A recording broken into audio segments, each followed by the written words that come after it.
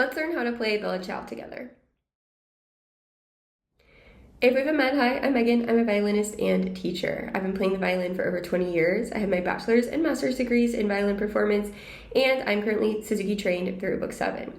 If you're enjoying my videos, the biggest thing that you can do to support me is just subscribe to my channel. It's free and it really helps me out. And if you're interested in working with me more closely, you can check out the description for all the different ways to do so.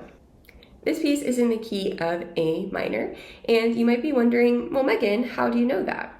Whenever you see a key signature, there's always two possibilities, the major key and the minor key. These are called relative major and minor. They share the same key signature. The key signature of Bella Ciao is nothing, no sharps or flats. So that could either be the key of C major or the key of A minor. There's a couple of different ways to tell. The easiest way, I think, is just to look at the very last note. This doesn't work 100% of the time, but it works a good amount of the time. You can see that the very last note of this piece is A, therefore that tells me we're probably in the key of A minor.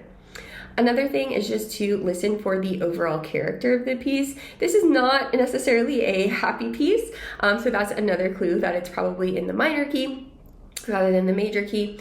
And finally, in minor keys, the leading tone, which is the seventh note of the scale, usually is raised. So if you see a lot of G sharps, which is the seventh note of the A minor scale, you're probably in the minor key. Now, and there's not a lot of G sharps in this piece, but you can see at the very end, we do have F sharp, G sharp. So that's just another clue that we're in A minor rather than C major.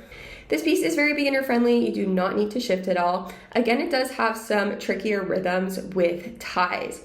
When you come across tricky rhythms with ties, the best thing that you can do first is just to take out the tie so you can understand the length of each note by itself.